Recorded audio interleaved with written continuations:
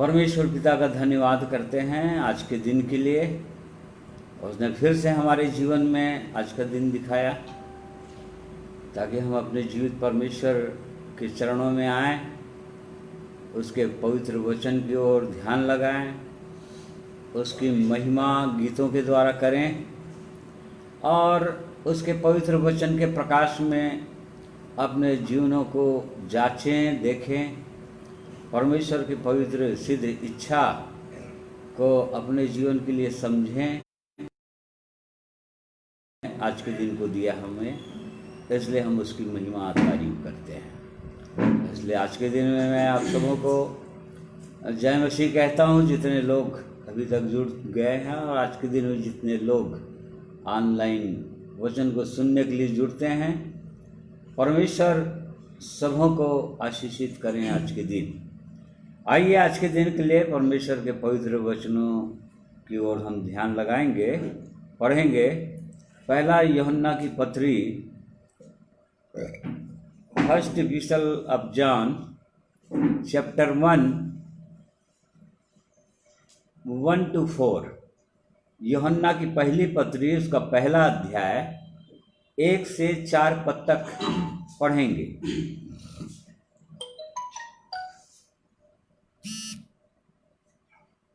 उस जीवन के वचन के विषय में जो आदि से था, जिसे हमने सुना और जिसे अपनी आंखों से देखा, वरन जिसे हमने ध्यान से देखा और हाथों से छुआ, यह जीवन प्रकट हुआ और हमने उसे देखा और उसकी गवाही देते हैं और तुम्हें उस अनंत जीवन का समाचार देते हैं जो पिता के साथ था और हम पर प्रकट हुआ। जो कुछ हमने देखा और सुना है उसका समाचार भी तुम्हें देते हैं, इसलिए कि तुम भी हमारे साथ सहभागी हो और हमारी यह सहभागिता पिता के साथ और उसके पुत्र यीशु मसीह के साथ है। और ये बातें हम इसलिए लिखते हैं कि हमारा आनंद पूरा हो जाए। परमेश्वर का धन्यवाद करते हैं उसके पवित्र वचन के लिए। आइए प्रार्थना करेंगे परमेश्वर से कि परमेश्वर अपने पवित्र वचनों को हमारे जीवन के लिए प्रकाशित करें। प्रेमी परमेश्वर पिता, हम आपका धन्यवाद करते हैं आपके पवित्र प्रेम के लिए, आपके पवित्र वचन के लिए, जिसके द्वारा आप हमसे बातें करना चाहते हैं, बातें करते हैं। धन्यवाद करते हैं आपकी सिद्ध इच्छा के लिए। आप चाहते हैं कि आपके लोग आप जीवित सच्चे परमेश्वर को जानें, आपके चरणों में आएं, आपकी महिमा तारीफ करने पाएं। और इसलिए प्रेमी परमेश्वर, हम आज के दिन में अपने आप को आपके चरणों में दीन करते हैं। आप सर्वशक्तिमान परमेश्वर हैं। धन्यवाद करते हैं कि आपकी दृष्टि अपने लोगों की ओर लगी रहती है। धन्यवाद करते हैं पवित्र आत्मा के लिए, जिसे आपने हमें सहायक के रूप में दिया ताकि वो हर समय हमारी सहायता करें। इसलिए परमेश्वर पिता, आज के दिन में भी आपकी आत्मा की सहायता, सामर्थ्य, बोलने के लिए शक्ति और वैसे ही सुनने के लिए अनुग्रह प्रदान कीजिए। प्रार्थना प्रभु यीशु के नाम में मांगते हैं, सुनकर ग्रहण कीजिए, आमीन। आइए परमेश्वर के पवित्र वचन की ओर मनन करने से पहले एक गीत सुनेंगे।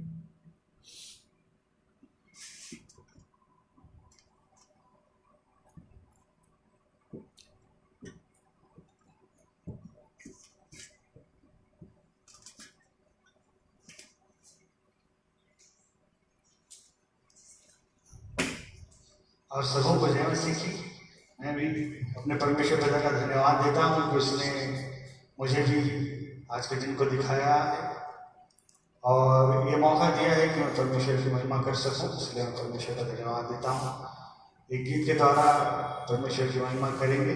ये बहुत सुंदर गीत है और बहुत ही पुराना गीत है, जो कि कहता है कि धीमी एक धीमी आवाज परमेश्वर की आज भी क्रूस से उन लोगों को बुलाती है जो दबे और बोझ से दबे हुए लोग हैं, परेशान लोग हैं, अशांत लोग हैं। परमेश्वर की आवाज़ आज हम से हर एक को अपने पास बुलाती कि मेरे पास आओ, मैं तुम्हें शांति और आराम दूंगा। तो इस गीत को सुनते हैं, परमेश्वर की महिमा करते हैं।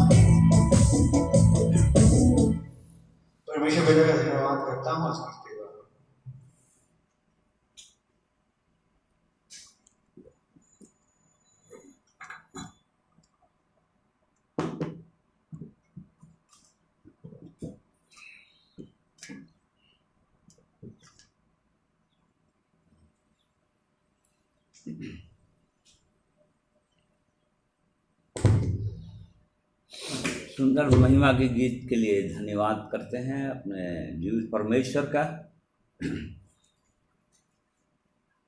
कि वो अपने लोगों से धीमी आवाज़ में बात करना चाहते हैं वो, और वो चाहते हैं कि उसके लोग उसकी आवाज़ को सुने।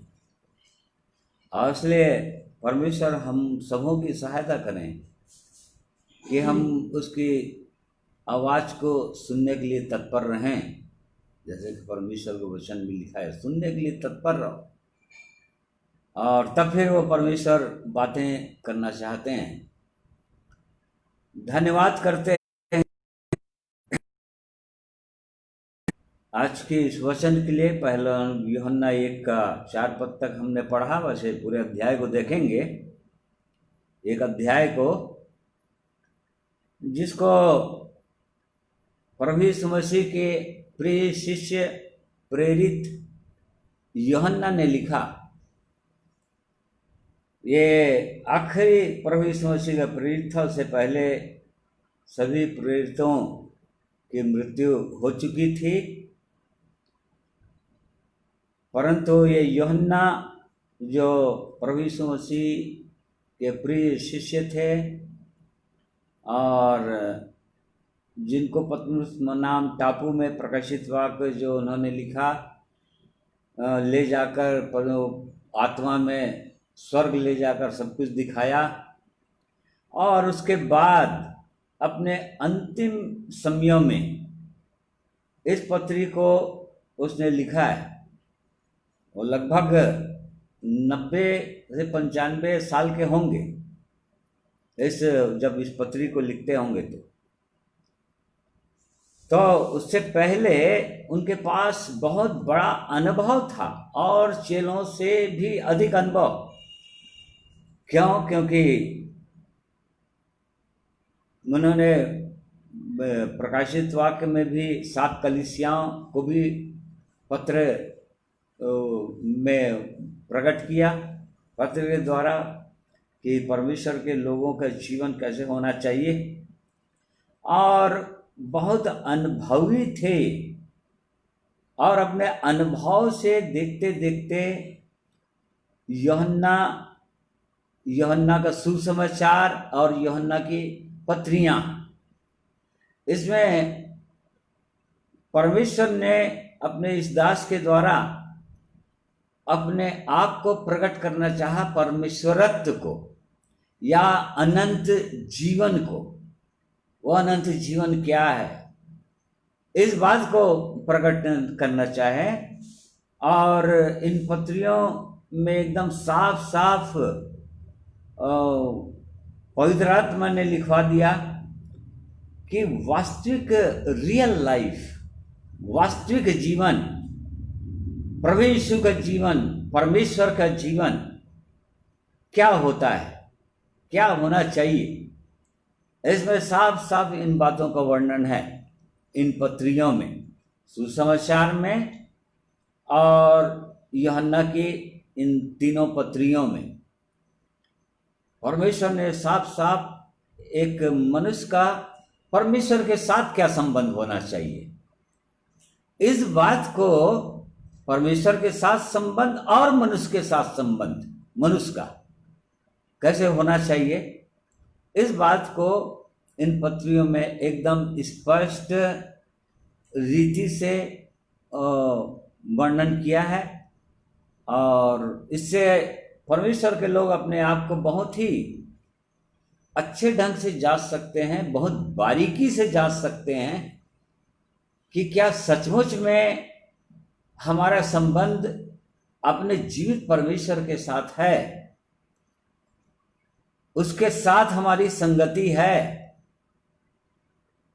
और वैसे ही तभी परमेश्वर के लोगों के साथ भी संगति हो सकती है।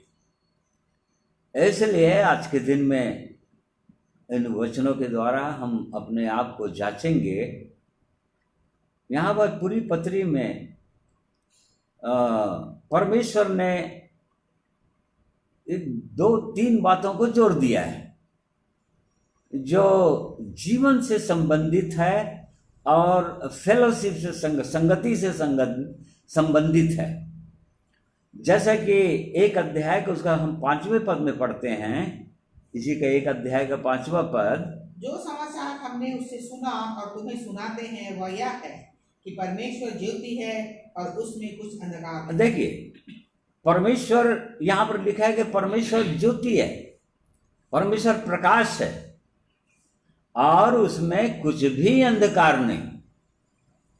चाहे उसको कैसो भी उलट पुलट दो, वो अंधकार कहीं पर भी नहीं रहेगा। ऐसी ज्योति है परमेश्वर, ऐसा प्रकाश है परमेश्वर। इस बात को यहाँ पर दिखाया।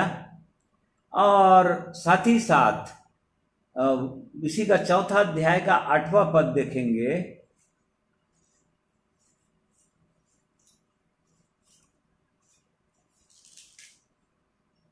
जो प्रेम नहीं रखता वह परमेश्वर को नहीं जानता, क्योंकि परमेश्वर प्रेम है। हाँ, दूसरी बात हम देखते हैं यहाँ पर कि परमेश्वर प्रेम है, गॉड इज लव। और जो परमेश्वर जो प्रेम नहीं जानता, जो परमेश्वर को नहीं समझ सका, जो परमेश्वर से प्रेम नहीं कर सकता, नहीं किया, नहीं जाना, पर क्योंकि परमेश्वर प्रेम है। तो ये दो बात जोड़ दिया है यहाँ पर। एक तो परमेश्वर ज्योति है। ज्योति है कहने का मतलब क्या है? इसी का सुसमाचार उसका 1 अध्याय और उसका 4था पद पढ़ेंगे तो यहां पर देखिए ज्योति का क्या मतलब है।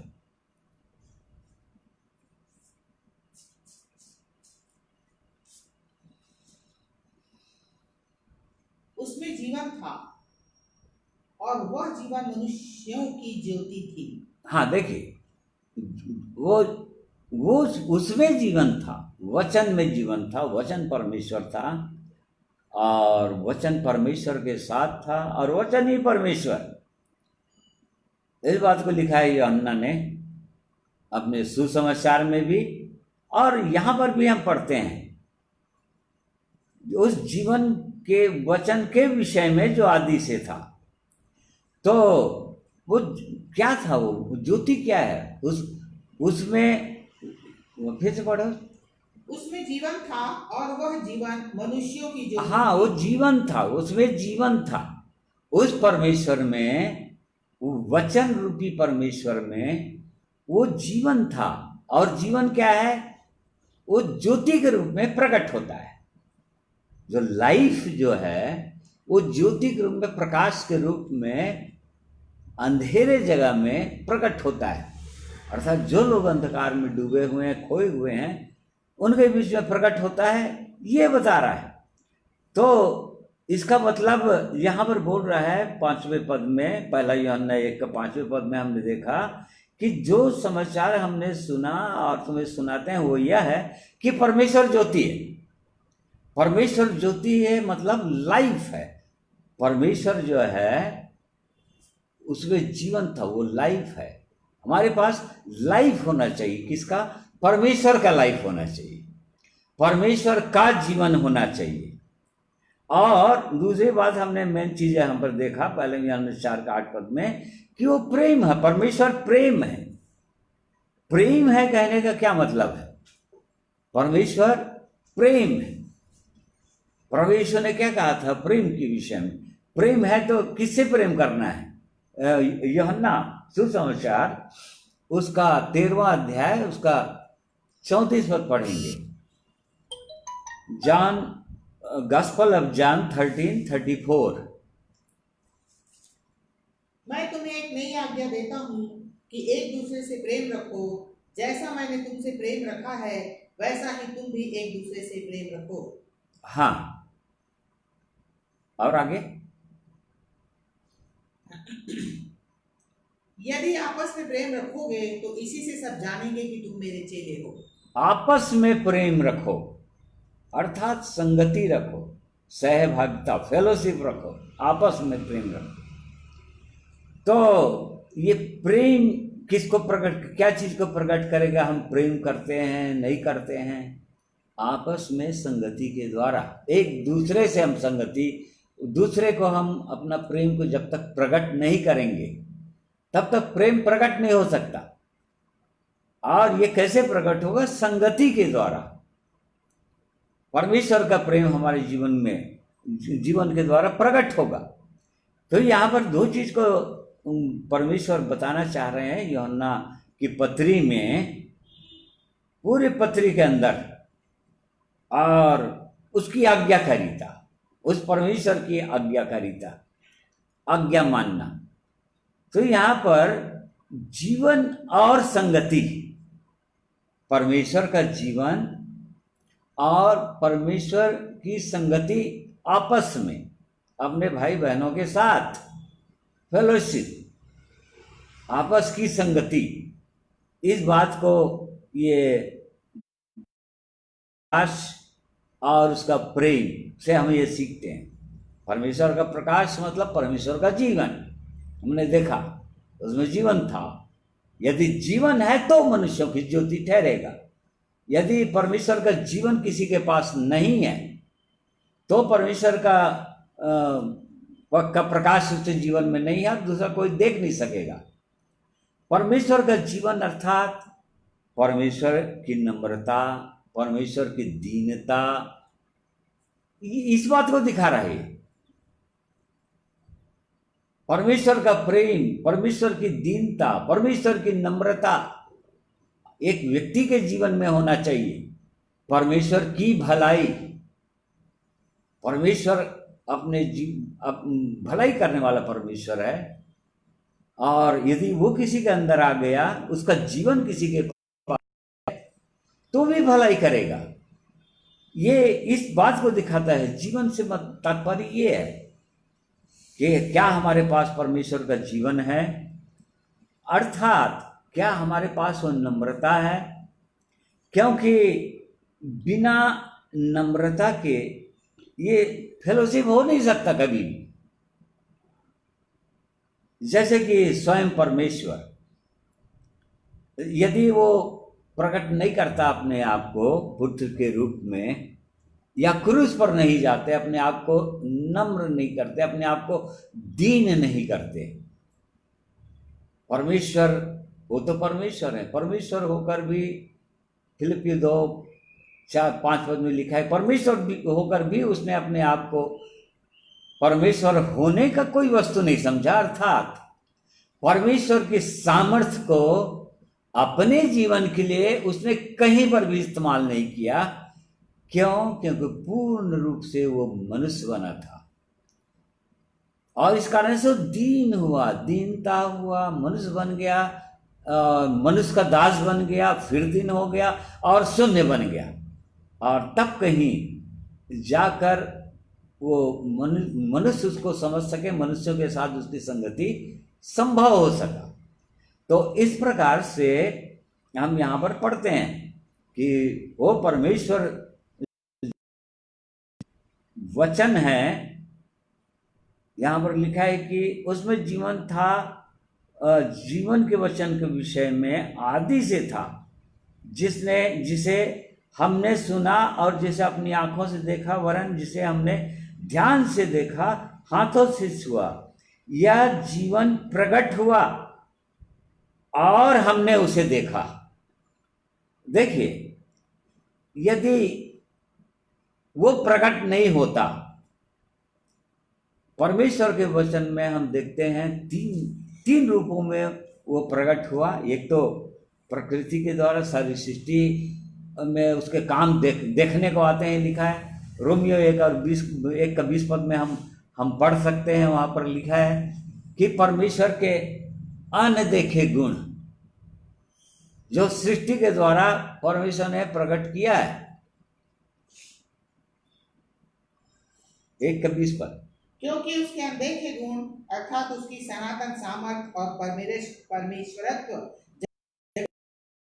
से उसके कामों के द्वारा देखने में आते हैं, यहाँ तक कि वे निरुत्तर हैं। हर मनुष्य आज निरुत्तर है।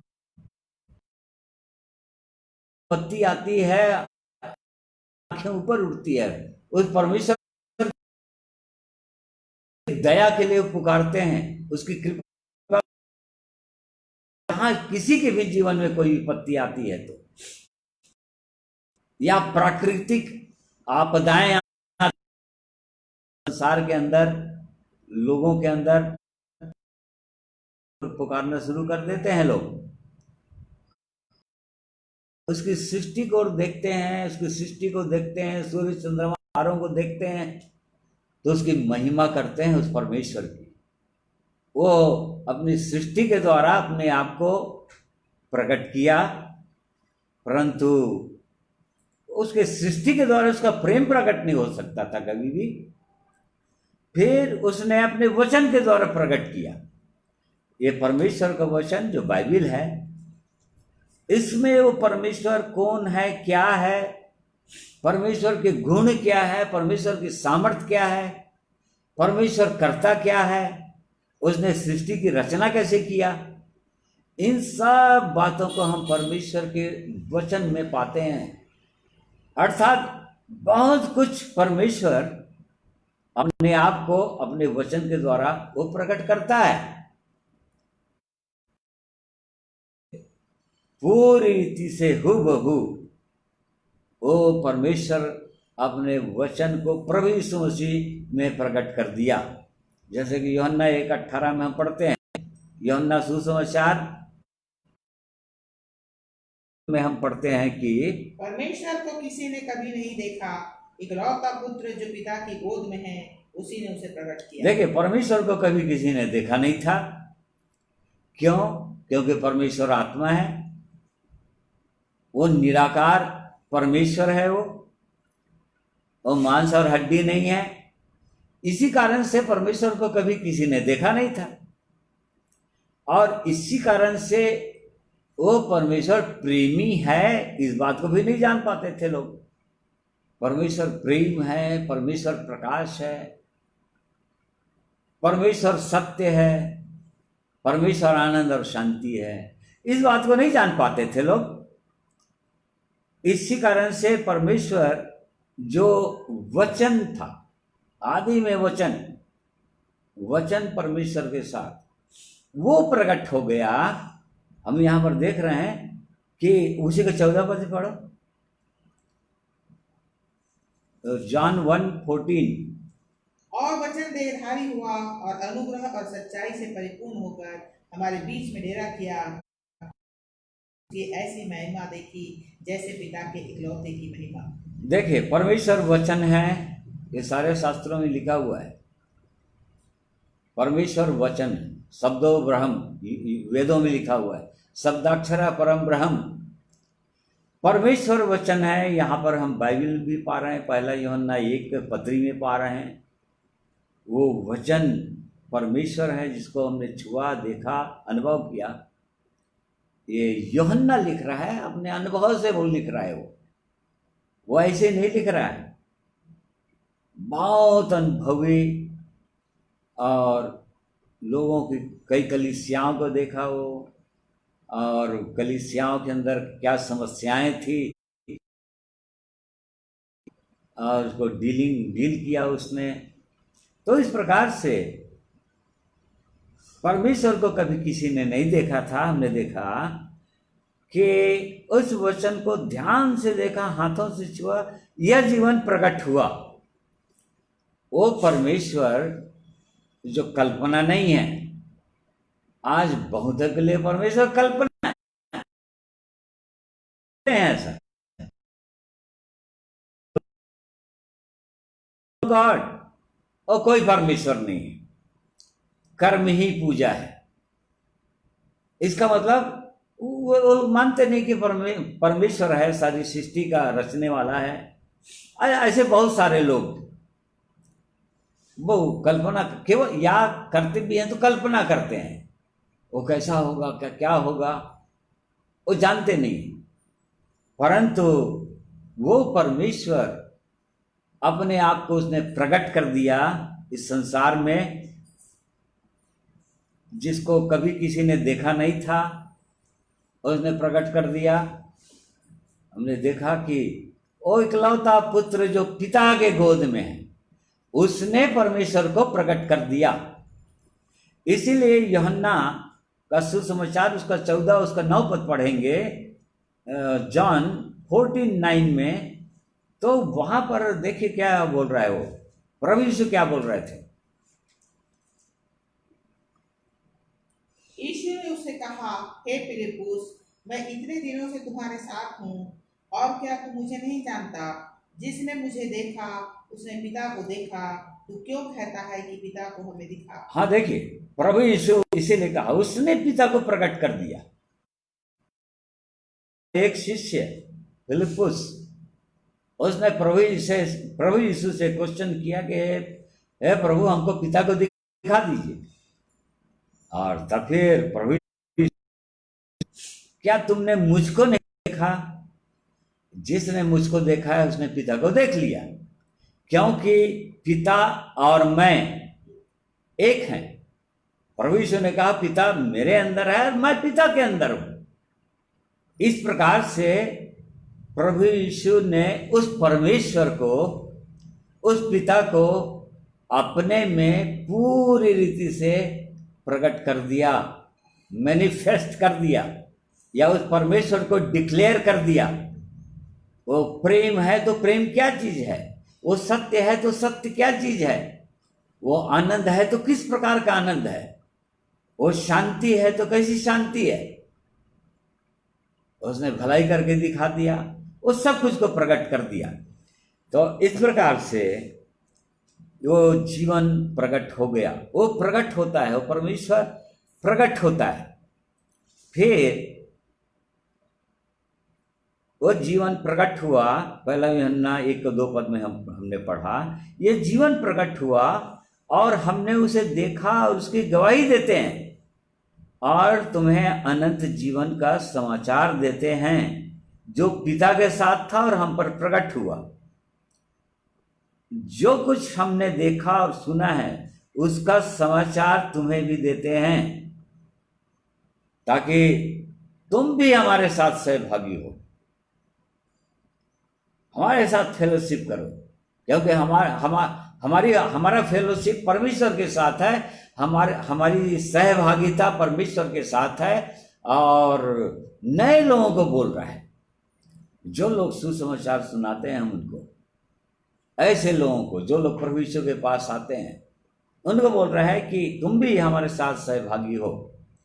अर्थात केवल वो प्रकट नहीं हुआ इस संसार में, वो अनुभव किया गया, वो एक्सपीरियंस किया गया अपने जीवन में उस परमेश्वर को जिसे कभी किसी ने देखा नहीं। आज संसार इसी बात को कहते हैं, परमेश्वर को किसने देखा, कहाँ है परमेश्वर? ये सच है, क्योंकि उन्होंने न तो कभी देखा, न तो कभी छुआ, और न ही कभी उन्होंने अनुभव किया अपने व्यक्तिगत जीवन में, और इसलिए वो इसी बात को कहेंगे ही। हमारी क्या गवाही है, अपने पास क्या भाइयों और बहनों? यहां पर यूहन्ना की गवाही ये है, यीशु का प्रिय चेला था, जब प्रभु यीशु के साथ ये लोग रहते थे 3.5 साल तक, तब उसने प्रभु यीशु मसीह को छुआ, उसके साथ साथ चले, उसको देखे, और उसके बाद ही नहीं, उसके जी मरने के और जी उठने के बाद भी उसको उन्होंने देखा, और उसके बाद भी आत्मा में लगातार अनुभव करते रहे। तो ये अनुभव करने वाली बात है। वो परमेश्वर जो इस संसार में मनुष्य के रूप में प्रकट हो गए, और अब वो तो चले गए क्रूस पर से, क्रूस की मृत्यु से ही मारे गए, हमारे पापों के लिए मर गए, हमारी मृत्यु के को अपने पर ले लिया, जो पापों के कारण से मृत्यु थी, मर गए, गाड़े गए, तीसरे दिन जीवित हो गए। अब यहां पर यूहन्ना क्या लिख रहा है कि हमारी यह सहभागिता पिता के साथ और उसके पुत्र यीशु मसीह के साथ है। देखिए, पिता के साथ, उसके पुत्र यीशु मसीह के साथ है। और यदि फिलिपियों 2 उसका पहला पद पढ़ेंगे तो देखिए वहां पर एक और लिखा हुआ है, और किसके साथ है? सो यदि हम में कुछ मसीह में कुछ शांति और प्रेम और ढाढ़स और आत्मा की सहभागिता और कुछ करुणा और दया है, तो मेरा यह आनंद पूरा करो कि एक मन रहो और एक ही प्रेम, एक ही चित्त और एक ही मनसा रखो। क्या बोल रहा है, फिर से पढ़ो। सो यदि मसीह में कुछ शांति और प्रेम से ढाढ़स और आत्मा की सहभागिता। देखिए यहाँ पर आत्मा की सहभागिता बोल रहा है। ये कौन सी आत्मा? पवित्र आत्मा, परमेश्वर की आत्मा की सहभागिता। मतलब वो त्रिएक परमेश्वर वो हमारे साथ संगति करना चाहते हैं। पिता, पुत्र और पवित्र आत्मा, तीनों के साथ हमारी संगति होनी चाहिए। उस परमेश्वर की इच्छा है। वो एक ही परमेश्वर है, तो अलग अलग समय में अलग अलग रूप में वो प्रकट हुए। अभी वो पिता के रूप में हम उससे प्रार्थना करते हैं। वो पुत्र के रूप में आया इस धरती पर, वो प्रकट हुए और वो चले गए। फिर प्रभु यीशु मरने के बाद जी उठ गया और फिर स्वर्ग चले गए। और उसके बाद पवित्र आत्मा पिता की ओर से संसार में आ गया और आज भी है अपने लोगों के अंदर, परमेश्वर के लोगों के अंदर। जो लोग परमेश्वर के प्रेम को समझ गए हैं, जो लोग उसका अनुभव करते हैं व्यक्तिगत जीवन में, जिनके पास अनुभव है उस परमेश्वर के साथ चलने का, उसको अनुभव करने का, जिस प्रकार से हमने उसे देखा नहीं, परमेश्वर आज भी नहीं दिखाई देता क्योंकि परमेश्वर आत्मा है, परंतु परमेश्वर को अनुभव किया जा सकता है। जैसे कि हम यहाँ पर हम हवा को अनुभव कर रहे हैं। यहाँ पर हवा है, हवा चल रही है यहाँ पर, क्योंकि यदि हवा नहीं होता तो हमारी सांसें बंद हो जाती। हम उसका अनुभव कर रहे हैं, परंतु हवा का हम देख नहीं रहे हैं, वो दिखाई नहीं दे रहा है हमको, परंतु हम अनुभव कर रहे हैं। बिल्कुल वैसे ही जिनका संबंध परमेश्वर के साथ हो जाता है, वो लोग उस परमेश्वर को अपने व्यक्तिगत जीवन में अनुभव करने लग जाते हैं 24 आवर्स। क्योंकि प्रभु यीशु ने कहा कि मैं पिता से विनती करूंगा, एक सहायक देगा जो सर्वदा तुम्हारे साथ रहेगा। वो पवित्र आत्मा, वो सहायक स्वयं प्रभु यीशु थे, जो अपने चेलों के संग संग रहते थे। और इसी कारण से प्रभु यीशु ने कहा था कि मेरा जाना तुम्हारे लिए बहुत अच्छा है, क्योंकि मैं जब तक नहीं जाऊंगा तो सहायक अर्थात पवित्र आत्मा तुम्हारे पास नहीं आएगा। पवित्र आत्मा नहीं आएगा तो तुम्हारे पास सामर्थ्य नहीं आएगा, तुम बड़े बड़े काम नहीं कर सकोगे। बड़े बड़े कामों से मतलब, बड़े बड़े आश्चर्य कामों से मतलब नहीं है। तो परमेश्वर के प्रेम को अपने व्यक्तिगत जीवन में, परमेश्वर के स्वभाव को अपने व्यक्तिगत जीवन में कभी भी प्रकट नहीं कर पाओगे। ये उसकी इच्छा थी। तो इसी कारण से दूसरा चीज हम यहाँ पर देख रहे हैं, वो जीवन की बातें, वो परमेश्वर की बातें, जो परमेश्वर है इस संसार में प्रकट हो चुका है प्रभु यीशु के रूप में, पुत्र के रूप में। आज बहुत सारे लोग इस बात पर विश्वास नहीं करते कि यीशु परमेश्वर का पुत्र है। इसी कारण से उस उद्धार को अनुभव भी नहीं करते। इसी कारण से उस परमेश्वर को अपने व्यक्तिगत जीवन में अनुभव भी नहीं कर सकते, क्योंकि जब तक उसके पुत्र पर विश्वास नहीं करेंगे, उस परमेश्वर पर विश्वास नहीं करेंगे। बहुत सारे लोग हैं, बहुत ऐसे कौम हैं जो पुत्र पर विश्वास नहीं करते। प्रभु यीशु परमेश्वर का पुत्र है, ये विश्वास नहीं करते। कई लोग परमेश्वर एक है या त्रिएक परमेश्वर है, पिता पुत्र पवित्र आत्मा एक ही है, वो भी बहुत सारे लोग विश्वास नहीं करते। ऐसे कौम है, डिनोमिनेशन है क्रिश्चियन समाज के अंदर, विश्वास नहीं करते, अलग अलग है बोलते हैं। और इसी कारण से वो लोग भी कभी भी उस परमेश्वर को अपने व्यक्तिगत जीवन में अनुभव नहीं कर सकते, पापों की क्षमा छुटकारा कभी भी प्राप्त नहीं कर सकते। तो इस प्रकार से हम देखेंगे परमेश्वर जो है पुत्र के रूप में प्रकट हुआ। यदि परमेश्वर को प्रकट होना है तो कैसे प्रकट होता है? यदि हम पिता हैं, जिनका पुत्र है वो पिता है, वो पिता किसमें प्रकट होता है? हमेशा अपने संतानों में प्रकट होता है, अपने पुत्र में प्रकट। पिता हर समय अपने पुत्र में प्रकट होता है, अर्थात पुत्र का स्वभाव भी उसके पिता के समान होता है। कई बार बिल्कुल डिट्टो ऐसे दिखते हैं, क्योंकि वो पिता जो है अपने पुत्र में प्रकट हो गया। इस बात को लोग समझते नहीं है, इस चीज को, और उस कारण से विश्वास नहीं कर पाते। परंतु परमेश्वर का धन्यवाद करते हैं जो लोग इन बातों पर विश्वास करते हैं। वो लोग, उनके पास ऐसी सुंदर गवाही आ जाता है अपने व्यक्तिगत जीवन में कि उस जीवित परमेश्वर को अनुभव करने लग जाते हैं, उसके प्रेम को अनुभव करने लग जाते हैं, पापों की क्षमा को अनुभव करने लग जाते हैं।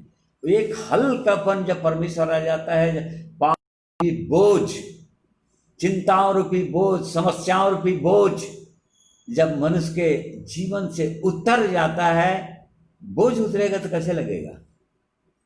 भारी बोझ कोई कंधे पर लेके जा रहा है 50 केजी का, और 1 किलोमीटर के बाद यदि उतार दिया तो कैसे लगेगा उसको?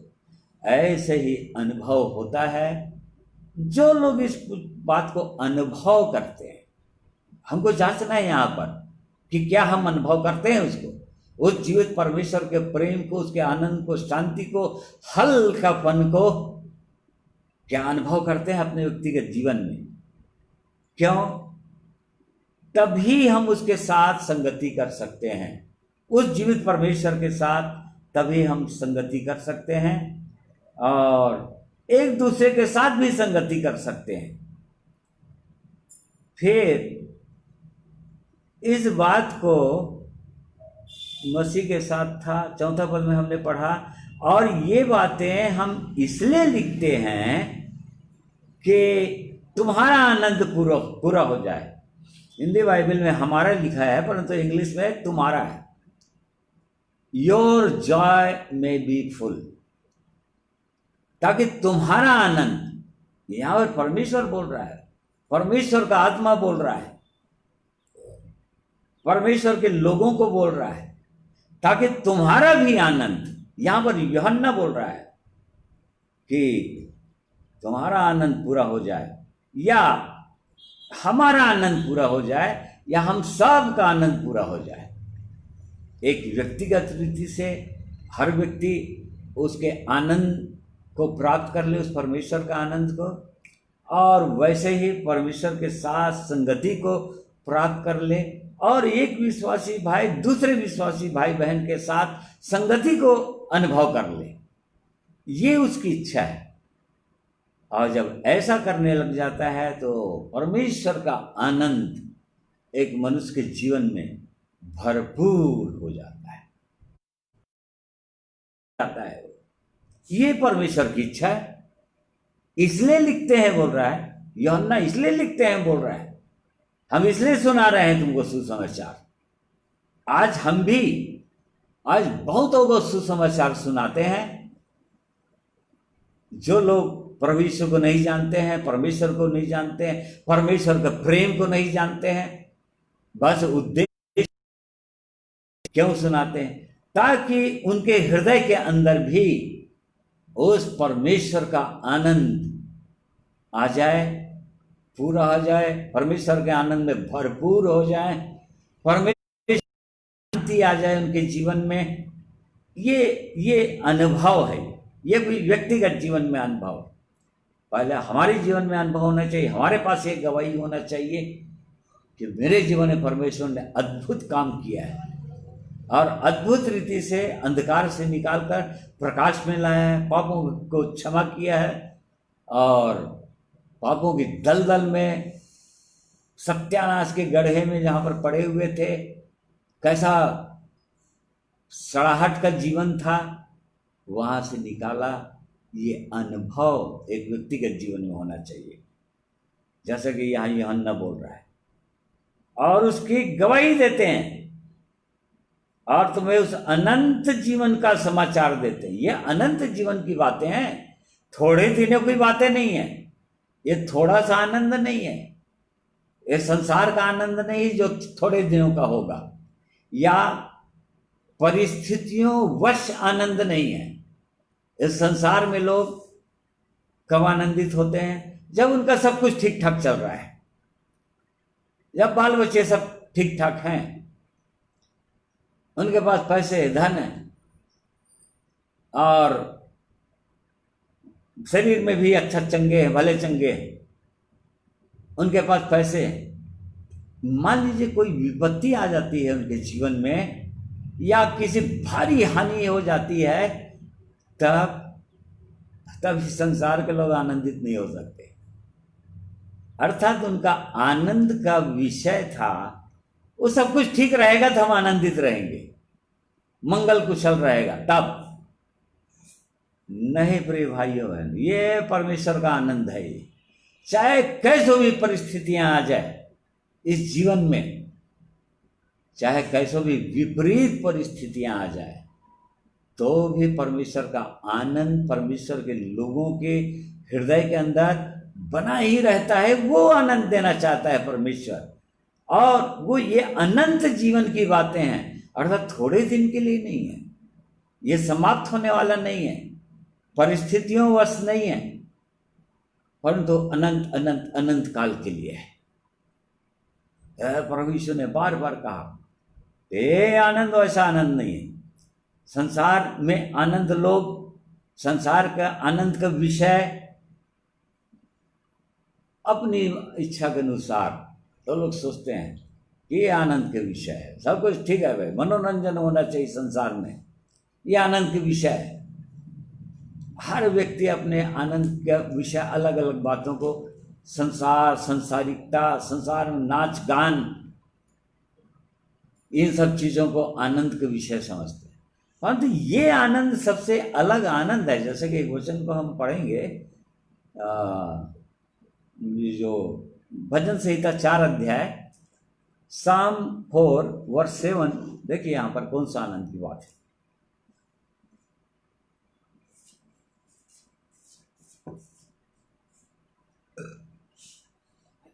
तूने मेरे मन में उससे कहीं अधिक आनंद भर दिया है, जो उनको अन्न और दाख मधु की बढ़ती से होता है। देखिए यहाँ पर परमेश्वर का जन बोल रहा है, जो परमेश्वर के आनंद को अनुभव कर रहा है और परमेश्वर से बातें करने का अनुभव है उसके पास, परमेश्वर का जन है, वो कह रहा है कि इस संसार के लोगों को जिन चीजों से वो लोग आनंदित होते हैं, उनके लिए जो आनंद का विषय है, उनसे कहीं आनंद इस संसार का दाख मधु से वो लोग आनंदित होते हैं। मतलब ये यहाँ पर दाख मधु संसार का वैभव, संसार का सब कुछ आनंद,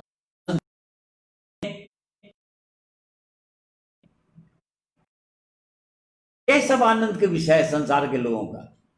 परंतु परमेश्वर के लोग जब परमेश्वर के आनंद का अनुभव करने लग जाते हैं, तब यहाँ पर राजा दाऊद बोल रहा है कि उनसे, उनके आनंद से कहीं बढ़कर आनंद, अर्थात परमेश्वर के आनंद के सामने ये संसार का आनंद कहीं नहीं टिकने वाला, तो बहुत कई गुना बढ़कर आनंद है, उसका अनुभव करते हैं। तो यहाँ पर यूहन्ना प्रभु यीशु का शिष्य इस बात को बताना चाह रहे थे, और परमेश्वर के लोग इसी बात को लोगों को बताना चाहते हैं कि ये है सुसमाचार हमारे पास, कि परमेश्वर की सहभागिता हो जाए और आपस में सहभागिता हो जाए, क्योंकि दोनों साथ साथ चलता है। जीवन और ये, इसके बिना कुछ नहीं होगा। जीवन और संगति, अर्थात परमेश्वर की ज्योति जो जीवन है और परमेश्वर का प्रेम जो एक दूसरे पर ही प्रकट होता है। हम प्रेम को करेंगे अपने आप में, तो हम परमेश्वर को के प्रेम को प्रकट नहीं कर सकते ना। हम जब दूसरों से प्रेम करते हैं तो परमेश्वर का प्रेम को हम प्रकट कर, ये दोनों साथ साथ चलता है। इसी कारण से परमेश्वर ने इसके लिए उपाय किया, और बहुत पहले से उपाय किया उसने, क्रूस की मृत्यु से ही, क्योंकि इसके बिना ये हो नहीं सकता था मनुष्य के जीवन में। और तब उसने कहा, फिर उसने कहा कि 5वां पद में, जो समाचार हमने उससे सुना और तुम्हें भी सुनाते हैं वो यह है कि परमेश्वर ज्योति है। अब परमेश्वर ज्योति है, ये हमने सुना है और तुम्हें सुनाते हैं, उसमें कुछ भी अंधकार नहीं। अर्थात यदि हम कहें कि उसके साथ हमारी सहभागिता है और फिर अंधकार में चले तो हम झूठे हैं और सत्य पर नहीं चलते। अर्थात यदि कोई भी व्यक्ति कहता है इस संसार में, कोई भी विश्वासी यदि कहते हैं कि मेरा परमेश्वर के साथ संबंध है, परमेश्वर के साथ मेरी संगति है, लोगों के साथ भी मेरी संगति, परमेश्वर के लोगों के साथ, संसार के लोगों के साथ संगति नहीं हो सकती। हाँ, उनसे हम प्रेम करेंगे, उनसे किसी प्रकार से बुराई नहीं करेंगे, परंतु जो फेलोशिप शब्द आया है, संगति, वो परमेश्वर के लोगों के साथ होता है।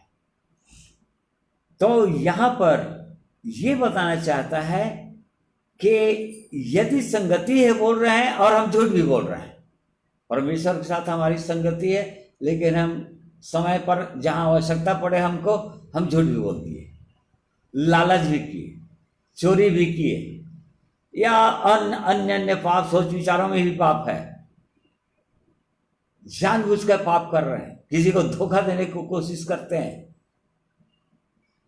यदि ऐसा करते हैं तो परमेश्वर का वचन बोल रहा है तुम झूठे हो, तुम में किसी प्रकार की सत्यता नहीं है, सत्य नहीं है, अर्थात तुम परमेश्वर को जानते ही नहीं हो, परमेश्वर से तुम्हारा मुलाकात ही नहीं हुआ है, परमेश्वर के साथ सहभागिता ही नहीं है, और इस कारण से मनुष्य के साथ भी सहभागिता नहीं हो सकता, ये बात को बोलता है। परंतु यदि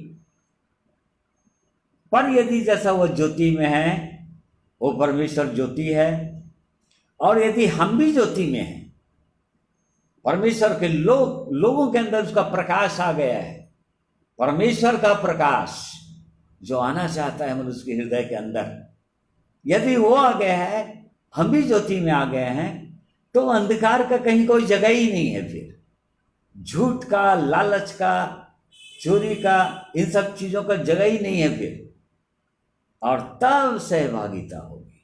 और तब एक अद्भुत बात इसमें लिखा हुआ है, उसके पुत्र यीशु का लहू, और उसके पुत्र यीशु का लहू हमें सब पापों से शुद्ध करता है। अर्थात उन जो हमने अनजाने में हो गया कहीं, या प्रकाश में चल रहे हैं, तो साफ साफ हमको दिखाई देगा कोई भी, या कोई पाप हो भी गया हमारे जीवन में, तो तुरंत हमको दिखाई देगा, प्रकट हो जाएगा, प्रभु यीशु का लहू क्षमा कर देगा, क्योंकि हम उसको स्वीकार कर लेंगे। इस बात को बोल रहा है, और इस प्रकार से हर समय उस परमेश्वर का प्रकाश हमारे जीवन में बना रहेगा। इस बात को हम देख रहे हैं यहाँ पर। फिर 8वें पद में देखिए क्या लिखा हुआ है, यदि हम कहें कि हमने कुछ भी पाप नहीं तो अपने आप को धोखा देते हैं और हम में सत्य नहीं। यदि हम कहें कि हम में कुछ भी पाप नहीं तो हम अपने आप को धोखा दे रहे हैं। क्यों? क्योंकि निष्पाप नहीं है हम।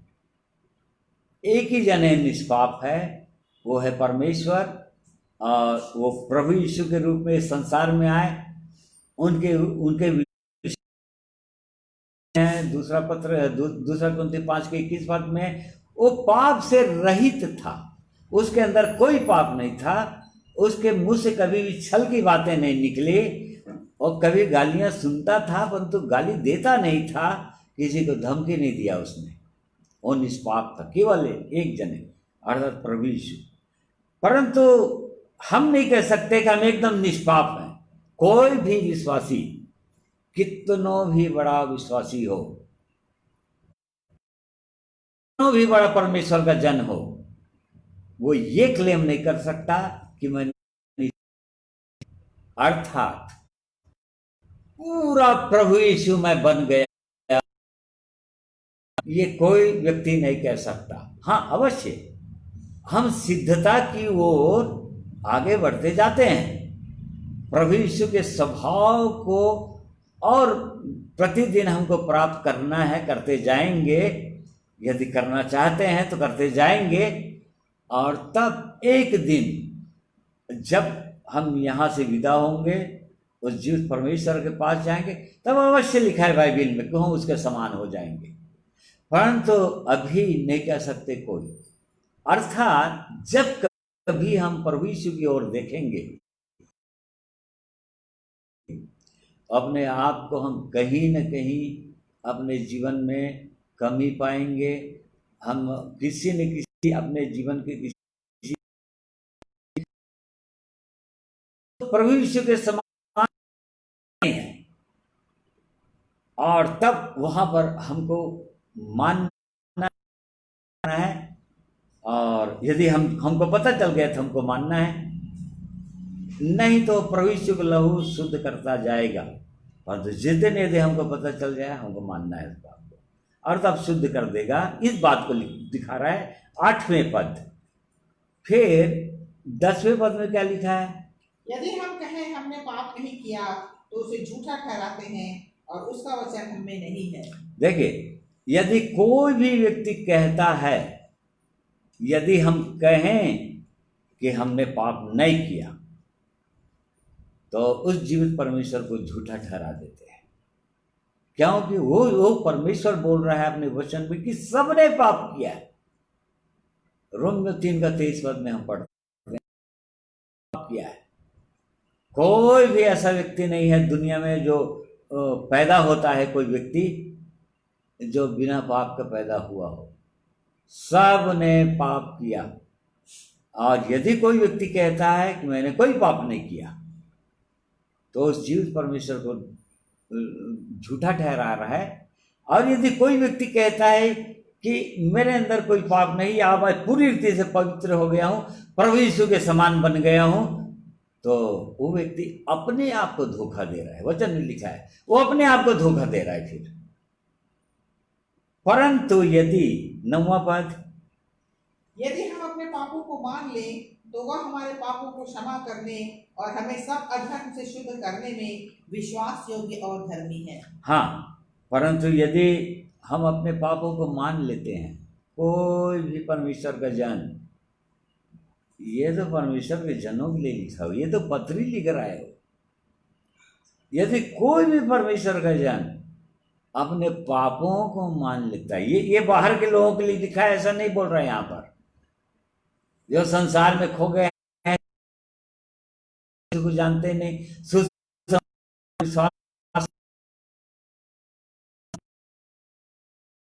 यहाँ पर परमेश्वर अपने लोगों को बोल रहा है। इस कारण से तो यूहन्ना की पत्री बहुत गंभीर है, और बहुत बारीकी से हम अपने आप को जांच सकते हैं कि मेरा वास्तविक संबंध मेरे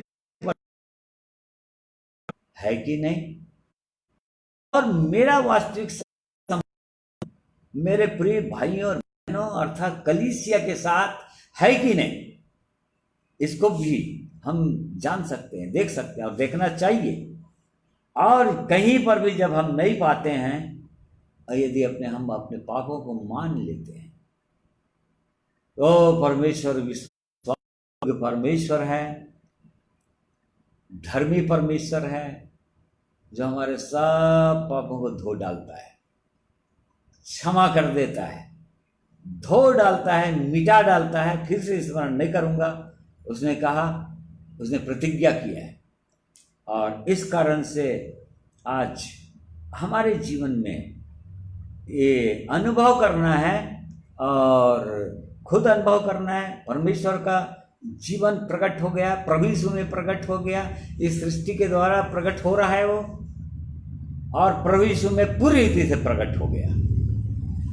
और वो प्रगटीकरण आज जो व्यक्ति उसको स्वीकार कर लेता है प्रभु यीशु को, उसके जीवन में भी प्रकट हो जाता है, वो अनुभव करने लग जाता है स्वयं। और तब फिर उसके बाद क्या करना है बोल रहे थे, हमने बोला कि वो प्रकट होता है, फिर हमने अनुभव किया।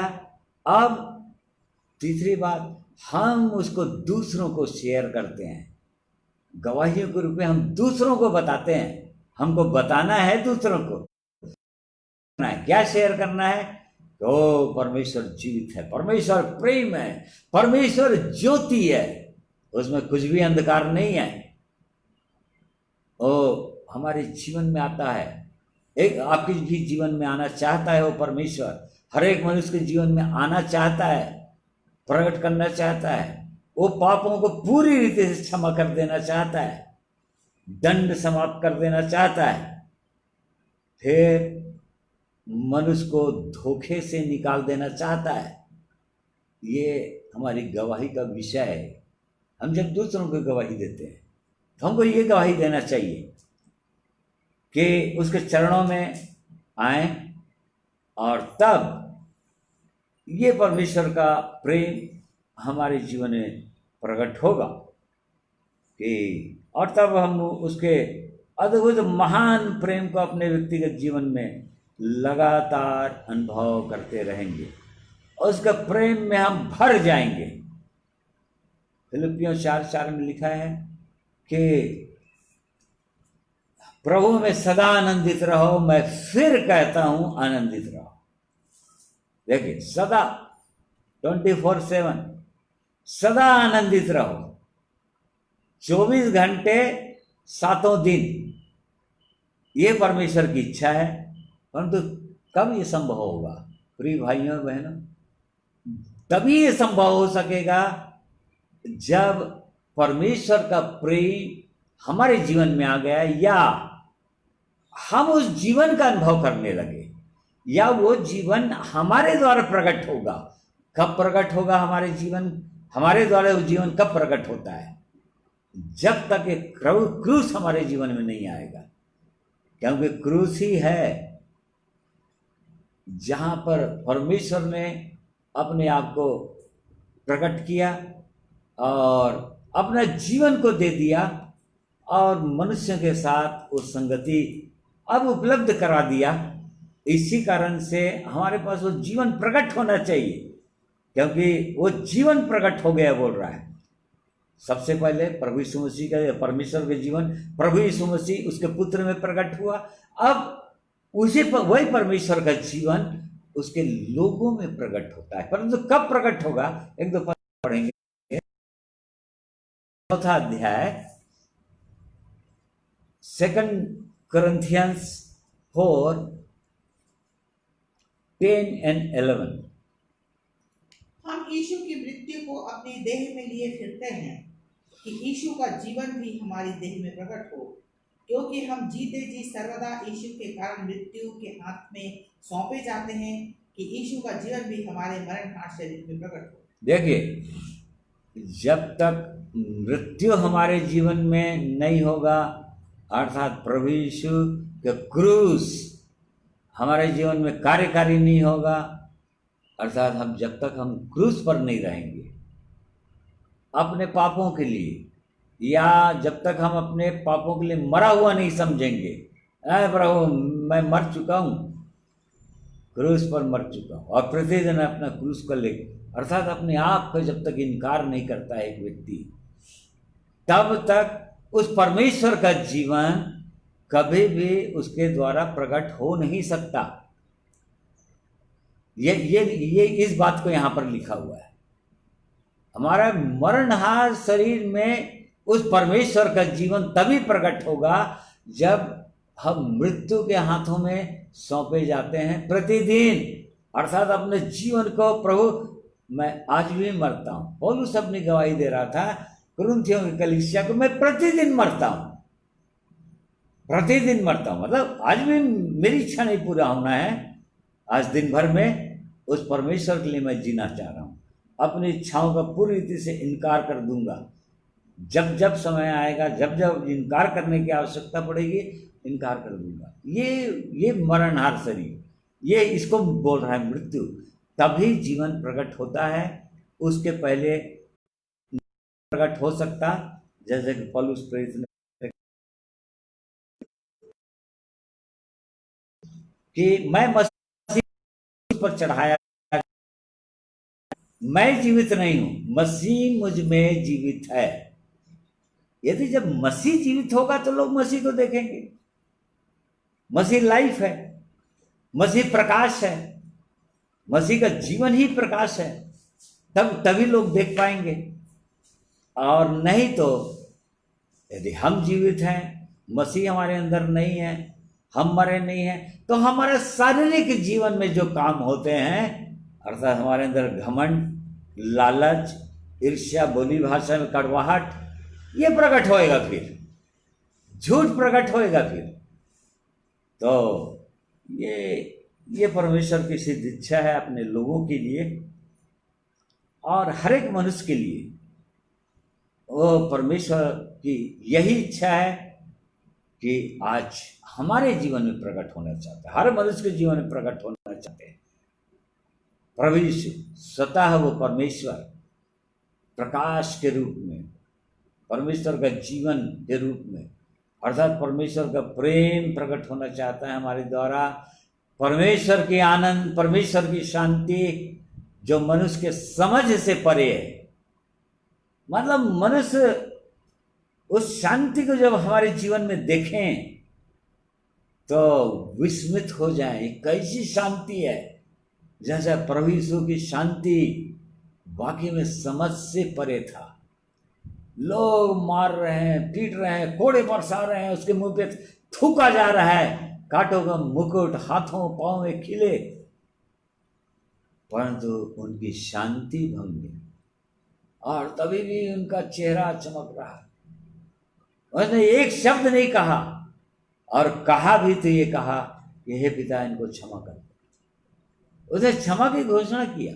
ये परमेश्वर का जीवन है। ये शांति मनुष्यों की समझ से परे शांति है, इसको बोलते हैं मनुष्य के समझ से परे। ये कैसी शांति है ये। पौलुस और सीलास जेल में थे, फिर तो वहां 16 अध्याय में दिया हुआ है, ओ बेतें पड़ी थी, जगह जगह से खून बह रहा था, कपड़े फटे हुए थे, परंतु परमेश्वर की स्तुति कर रहे थे लोग, उसकी महिमा के गीत गा रहे थे, उसे प्रार्थना कर रहे थे।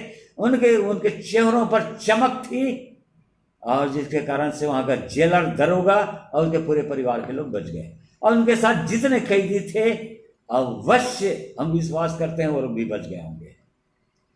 ये है मनुष्यों से हमारी समझ से परे शांति, इसको बोलते हैं। और बाकी ये संसार की शांति को सबको समझ में आता है, जो भ्रम है, केवल क्षणिक है, थोड़े समय के लिए, परंतु वो परमेश्वर अपनी शांति हर मनुष्य को देना चाहते हैं। तो प्रिय भाइयों और बहनों, आज की इस पत्री के द्वारा, यूहन्ना की पहली पत्री के पहले अध्याय के द्वारा उस परमेश्वर की सिद्ध इच्छा, मनसा, ये वो हर एक व्यक्ति को बुला रहा है कि उस परमेश्वर के जीवन को अपने में अनुभव करे, उसका जीवन हमारे जीवन के द्वारा दिखाई दे लोगों को, अर्थात उसका प्रकाश, उसके गुण, उसका स्वभाव हमारे द्वारा प्रकट हो, ये उसकी इच्छा है। हम स्वयं अनुभव करें और उसके बाद दूसरों को भी, दूसरे लोग भी अनुभव कर सके। इसीलिए तो परमेश्वर वचन है लिखा है। परमेश्वर वचन है कहने क्या मतलब? पतरस के विषय में लिखा हुआ कि तेरी बोली तेरा भेद, मतलब मनुष्य का वचन उसके मुंह से जो निकलता है वो प्रकट कर देता है वो मनुष्य कैसा है, उसका हृदय कैसा है, उसकी बातों से प्रकट हो जाता है।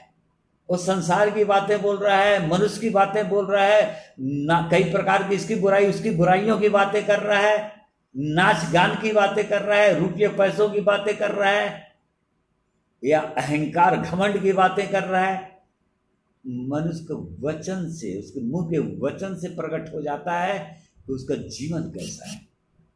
इसलिए वो परमेश्वर जो स्वयं वचन है, वही वचन हमारे जीवन के अंदर आना चाहता है, हमारी देह में आना चाहता है, हमारे स्वभाव में आना चाहता है और उसके द्वारा लोगों के बीच में प्रकट हो जाना चाहता है। ये परमेश्वर की सिद्ध इच्छा और मनसा है प्रिय भाइयों और बहनों। इसलिए परमेश्वर हम सबों की सहायता करें, इन वचनों के प्रकाश में हम और अपने आप को बहुत ही गंभीरता के साथ देखें, जांचें, क्या मेरा संबंध परमेश्वर के साथ है। और जब तक परमेश्वर के साथ मेरा संबंध नहीं है, किसी मनुष्य के साथ मेरा संबंध हो नहीं सकता, टूटा ही रहेगा संबंध। क्योंकि क्रूस वो जगह है जो परमेश्वर से मेल कराता है एक मनुष्य का, और उसके बाद उस मनुष्य का मेल उसके यहां तक के कोई शत्रु होगा, कोई बैरी होगा, उससे भी करा देता है। इसी कारण से यदि परमेश्वर के साथ मेल सही नहीं है, संबंध सही नहीं है, परमेश्वर के साथ शांति नहीं है हमारे जीवन में, तो मनुष्य के साथ कभी शांति नहीं हो सकती, मेल कभी भी नहीं हो सकता, वो टूटा ही रहेगा वो। तो इन वचनों के प्रकाश में अपने जीवनों को बहुत ही गंभीरता के साथ हमको जांचना चाहिए प्रिय भाइयों और बहनों, और बहुत गंभीर होना चाहिए। ये प्रभु यीशु का की बुलाहट है, पवित्र आत्मा की बुलाहट है। ये सचमुच परमेश्वर की बहुत धीमी आवाज हर मनुष्य को वो बुला रहा है, आ जाओ मेरे पास, आ जाओ मेरे पास।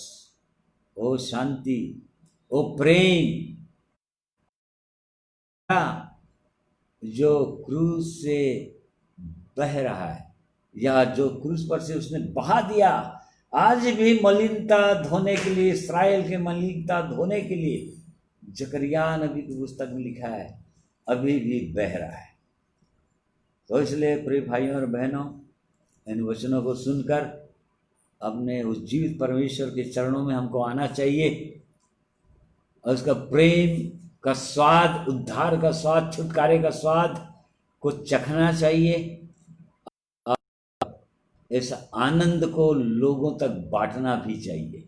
आज ले परमेश्वर सबों की सहायता अगुवाई करे। आइए प्रार्थना करिए।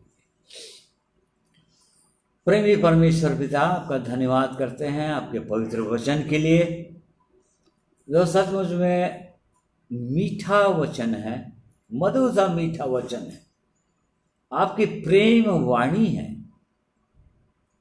जो एक व्यक्ति को आपके चरणों में आने के लिए विवश कर देती है। हाँ प्यारे परमेश्वर, यहाँ पर आपका प्रेम प्रकट होता है मनुष्य के प्रति। आपने अपना प्रेम को उंडेल दिया मनुष्य के लिए, अपना लहू को उंडेल दिया प्रभु यीशु मसीह में होकर, ताकि संसार के साथ, लोगों के साथ आपका मेल हो जाए, आपका संबंध स्थापित हो जाए। ये अद्भुत आपका प्रेम है प्रभु, हौसले होने दीजिए मेरे हर एक प्रिय भाइयों और बहनों, जितने लोग सुन रहे हैं और आगे भी जो सुनते हैं, उनका संबंध आपके साथ हो जाए, आप जीवित परमेश्वर के साथ हो जाए, और वैसे ही फेलोशिप स्थापित हो जाए एक दूसरे के साथ, एक विश्वासी का दूसरे विश्वासी के साथ, परमेश्वर के लोगों के साथ, जिनके जीवन में परमेश्वर, उनके साथ ऐसा अनुग्रह प्रदान कीजिए। इसलिए धन्यवाद करते हैं आपके पवित्र वचन के लिए, आज के दिन में आपने मेरी भी सहायता किया है। महान परमेश्वर, मैं धन्यवाद करता हूँ आपका पवित्र, और मेरे प्रियों के लिए मैं धन्यवाद करता हूँ जिन्होंने आज के दिन में सुना। उनकी भी सहायता अगुवाई कीजिए। धन्यवाद के साथ इस प्रार्थना को प्रभु यीशु के पवित्र नाम में मांगते हैं, सुनिए, ग्रहण कीजिए। आमीन। प्रिय भाइयों और बहनों, मैं आप सबों का धन्यवाद करता हूँ। आप लोग परमेश्वर के वचन को बड़े धीरज के साथ सुने हैं। परमेश्वर आप सबों को आशीषित करे।